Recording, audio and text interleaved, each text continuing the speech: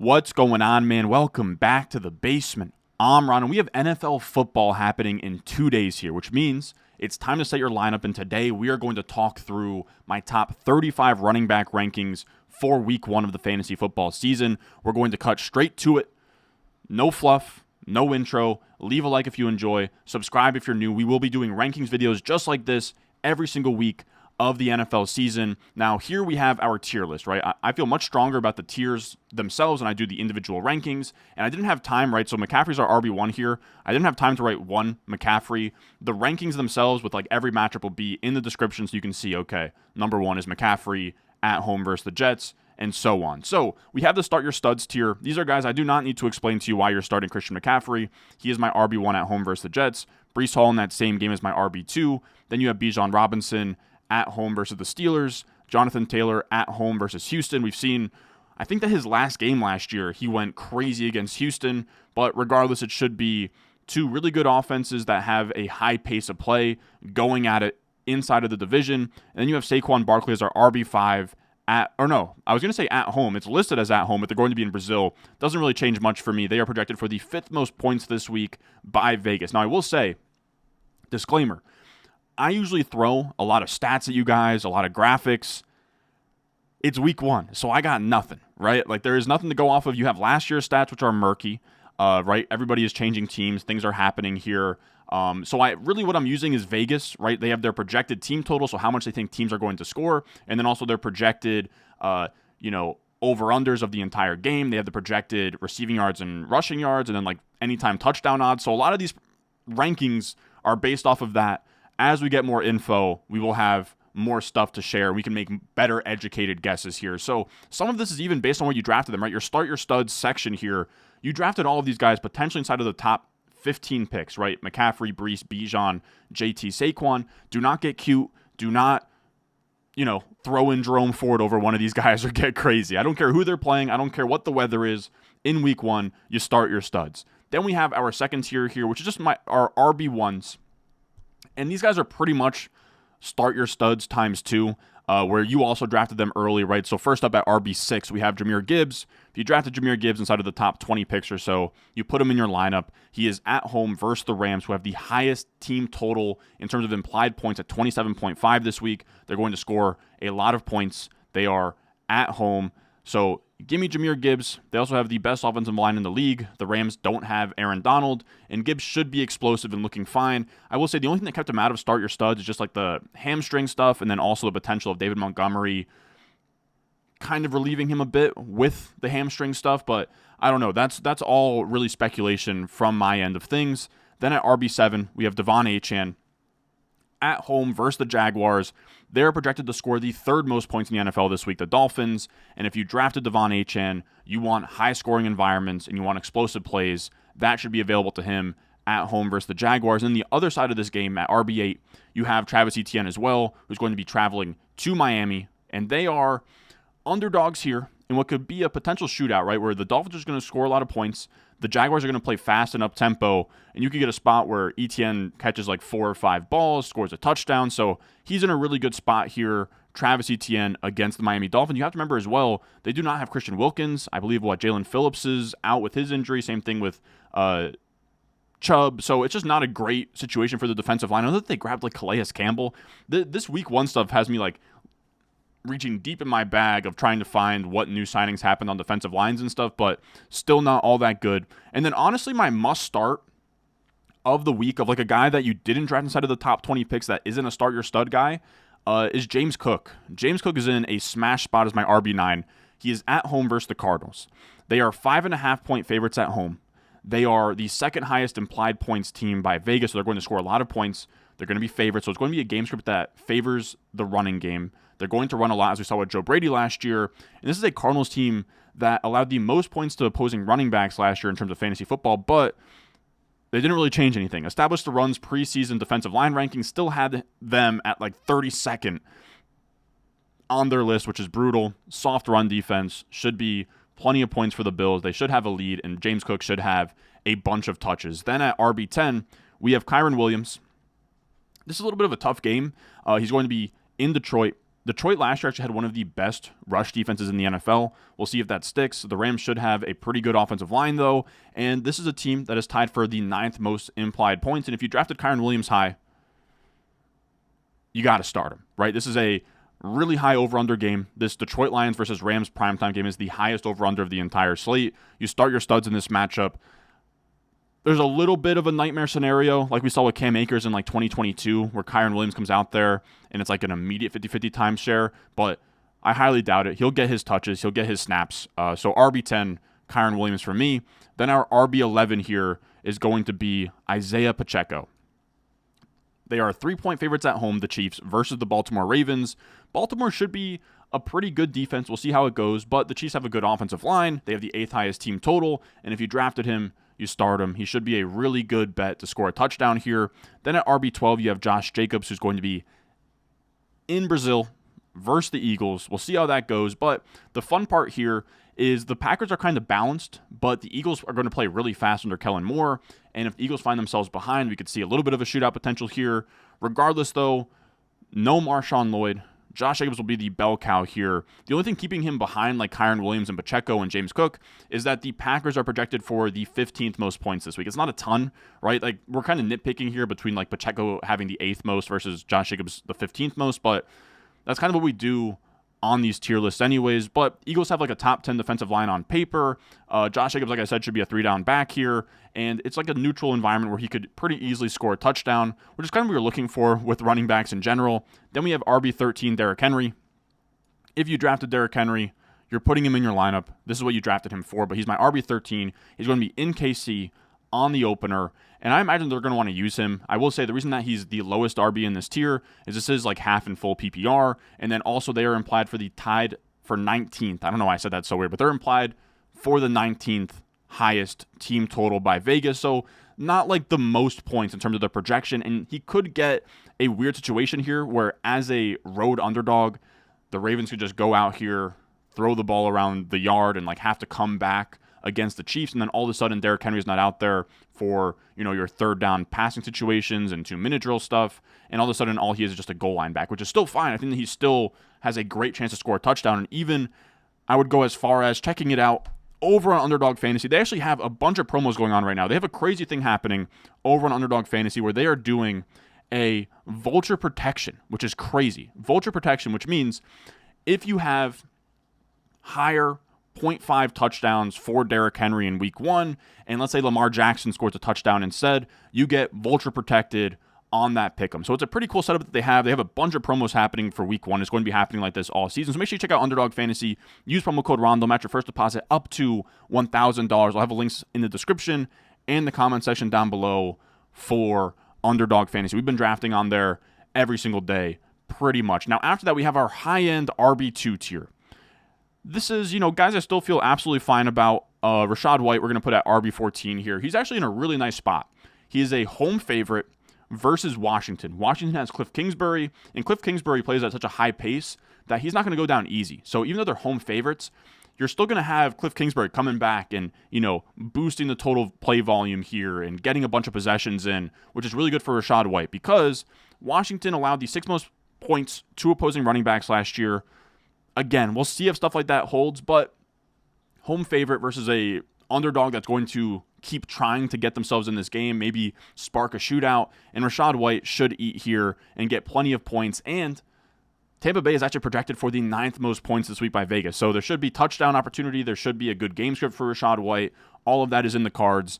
Then we have Kenneth Walker at RB15. The only reason he's not higher is really just because we don't know what this Seahawks offense is going to look like. We don't know what the backfield split is going to look like, or the split, but we have a pretty damn good idea. And this is a Seahawks team at home versus Denver, where they are projected for the 12th most points by Vegas.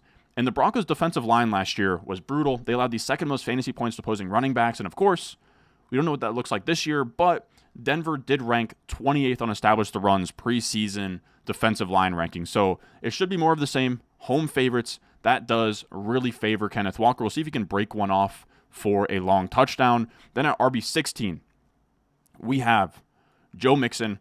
I actually really like this environment. They are projected for the 4th highest total points this week in terms of the Houston Texans. It should be a high-scoring affair where it's the third highest over-under overall on the slate here, where it's the Colts, it's the Texans. You have Steichen, who's going to run up-tempo. You have Slowick, who's going to run up-tempo. Both teams were top 10 in pace last year. There's going to be points. There's going to be a lot of plays. And Mixon is a pretty good bet to score a touchdown, get some yards between the 20s, and be a nice RB2 for you this week. Then we have RB17, Alvin Kamara.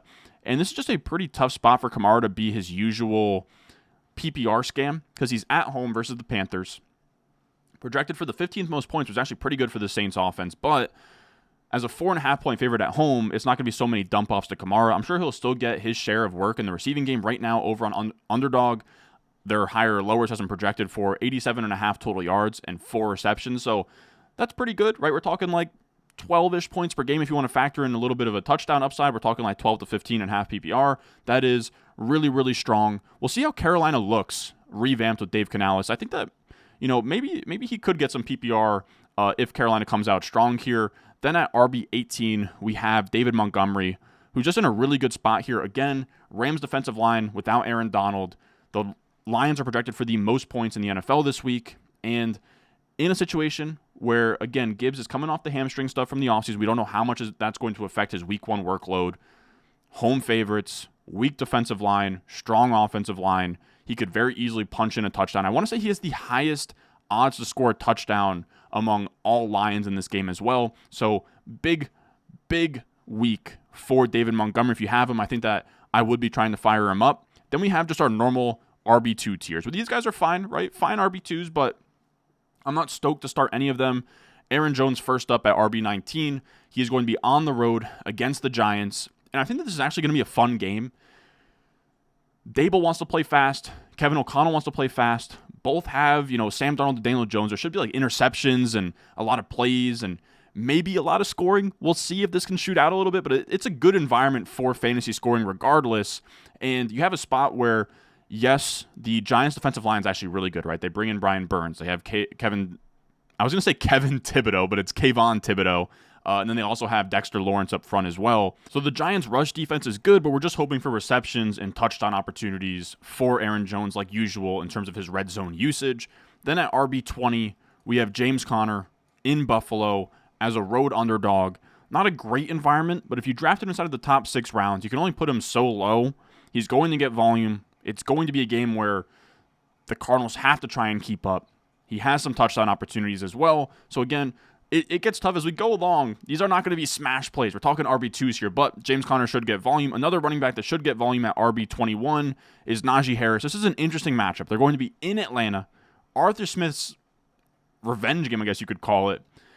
And this is very interesting. The Falcons have a bad offensive line. They're ranked 30th by established to run preseason rankings in terms of their D-line. They were rumored to get Leatu Latu or one of the defensive line players early on in the draft. Of course, they take Penix instead.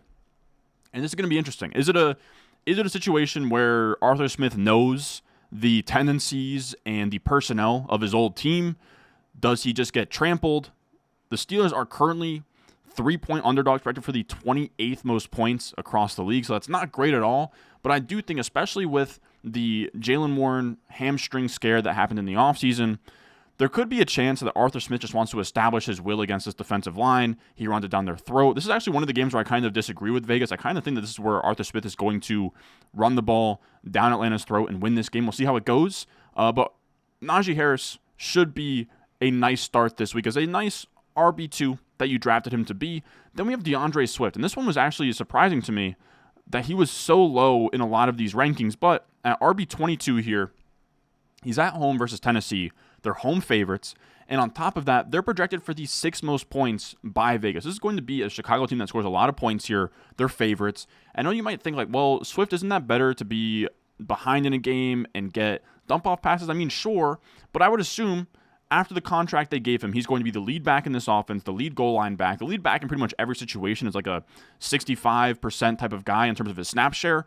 And in a situation like this where they should score points, I mean, he's a great bet to get some touches, get some yards, get a touchdown.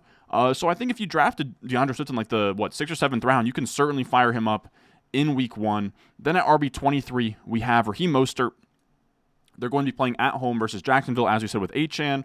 And of course, they are home favorites projected for the third most points in the NFL.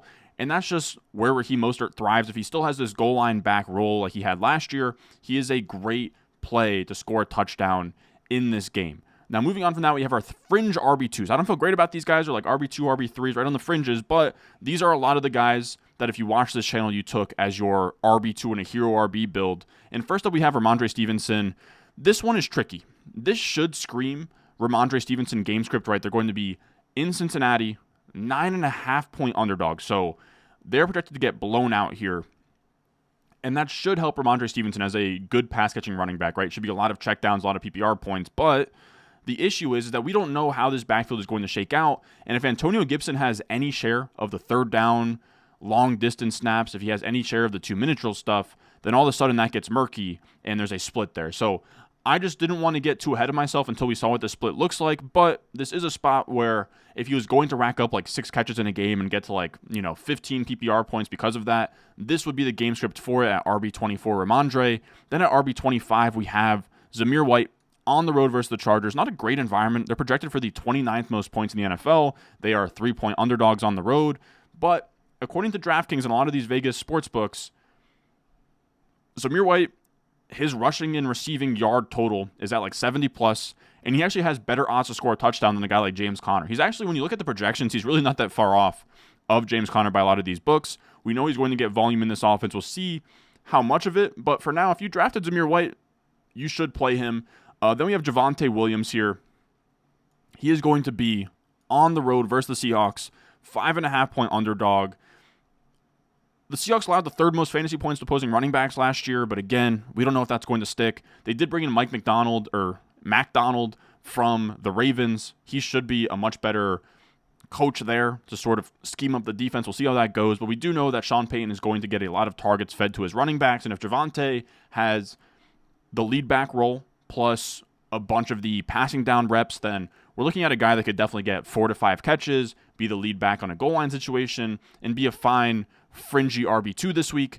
Then we have Devin Singletary, again, in that game that I really like with Aaron Jones. He's the RB27 for me this week, and it should be, again, a weird environment where I do think that this game could shoot out. It has one of the lower over-unders this week, but with Dable, with Kevin O'Connell, with the chaotic QB play, I think that there could just be some weird stuff that happens in this game, and Devin Singletary is going to have a 70% plus snap share. He's going to play in all phases, and if the Giants get down early to Minnesota, he'll get some PPR upside. If they get a goal line chance, he could get a touchdown there. Singletary should get volume. He should get goal line looks. He should get receptions. So in this game, that could be up-tempo and surprise people in terms of scoring. I think Singletary is actually a nice play here. Then we have our two fill-in 0-RB type of guys. At RB28, you have Jerome Ford. The Browns are projected at home versus the Dallas Cowboys for the 18th most points this week. It is a tough defense in Dallas, but he is a really strong play to just get 15 touches and a touchdown. So Jerome Ford, I think if you drafted him, you drafted these guys to start them early, so throw them in your lineup. Same thing with Chuba Hubbard. That's why I keep saying these guys. But Chuba Hubbard, the same thing. RB29 this week at New Orleans, 4.5-point underdog. So Hubbard should be the passing down back. He should get the reception benefits. And I will say, too, his projections are pretty crazy. He is projected for 70-plus receiving and rushing yards on DraftKings, and his touchdown prop is actually higher than guys like James Conner, higher than Aaron Jones. They have him really pumped up there. Now, I didn't want to get over my skis. I don't think that you want to draft Chuba Hubbard and then throw him in your RB spot over guys you drafted higher and guys that you felt strongly about. So I don't want to get too cute. We did get some quotes that this is going to be a rotation with Miles Sanders being involved more than we think. We'll truly see. I wouldn't get too crazy until we see how this shakes out. But Chuba Hubbard, really nice fringe RB2. And if you build your team the correct way, where you punted RB2, you can throw him right in there and feel pretty good about it. Then at RB30, we have Zack Moss at home against New England. We don't really have any kind of clue how this Bengals backfield will shake out here. Again, we're trying to just stick the pieces together here. But we do know they're 9.5-point favorites at home versus New England. And Zack Moss is the favorite to be the goal line back here. And in a game script like this, where they should score a lot of points, are projected for the 6th most this week, Zack Moss should be a nice between the 20s grinder with some touchdown upside in this game. Then we have our RB3 tier, which are, like, these guys are fine. Again, in my more like 0RB, hero RB builds, you can certainly put these guys in your RB2 spot, but guys that I would have, we're talking RB31 now is Tony Pollard. Now, we don't know what the split will look like between him and Tyjae Spears. A lot of this is going to be like ambiguous backfield in terms of who's in this RB3 slot, but 4.5-point dogs on the road to Chicago. My key concern is that in a game script where they're underdogs, that's actually going to be Tyjae Spears as the third down back and 2-minute drill back, where Tony Pollard is more of your between the tackles grinder. But they could certainly do something where they rotate drives, and then all of a sudden they're both eating into those kinds of snaps. So lots of uncertainty. We'll see where it goes. The Bears defense shouldn't be all that great in terms of stopping the run. There should be a lot of plays here, but they are going to be coming from behind, probably throwing the ball a lot versus the Bears. Then at RB32, we have Chase Brown, right? In that same game as Zack Moss, we don't know how this is going to shake out, but we do know that the Bengals are projected for the 6th most points this week. This is about as low as you can put Chase Brown. Then we have Austin Ekeler, shockingly here. But at RB33, I don't think that you could do terrible with Austin Ekeler in your RB2 spot. They are 3.5-point underdogs in Tampa Bay. We know that if they get down, we're going to see Cliff Kingsbury run a lot of plays. They're not going to run the ball a ton. And this means, like, there should be a lot of PPR checkdowns for Austin Ekeler. He also has better touchdown odds than Brian Robinson. We'll see if that holds over an entire season, but if he is going to get a bunch of receptions, then also project better to score touchdowns than Brian Robinson, to me, I'll put him at RB33, and then I'll also put Brian Robinson right next to him at RB34. He is fine. If you drafted him, it was a conviction play on him being better than Ekeler and being the lead running back, so he should be good here. Again, it's just not a great matchup, and the Bucs do have Vita Vea as well in the defensive line, so we'll see how that goes in terms of rushing between the tackles, but Brian Robinson a fine RB3 this week. And then at RB35, we have Jaylen Warren. He's a tough start for me. Again, the hamstring stuff. He also has no projections on DraftKings, FanDuel, whatever. Like, he does not have rushing or receiving lines right now. There's a lot of uncertainty with him, and I think that there is some downside that you start him and then he gives you like a 0 or he gives you like 4 points. So I would shy away for now. You drafted Jaylen Warren to come on, mid-season, maybe carve out a role between him and Najee Harris and be this receiving down back.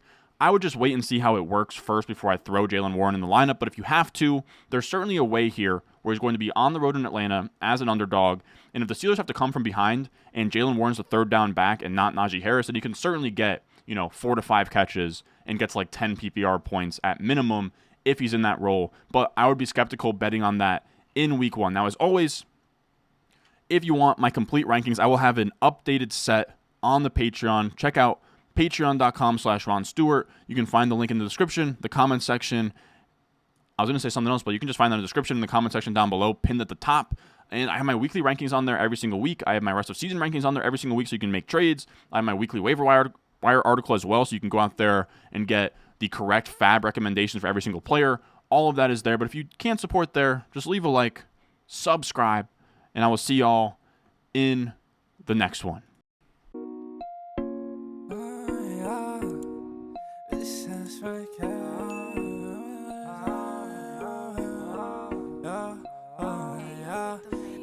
Stones, like this froze, ice cold, oh, oh.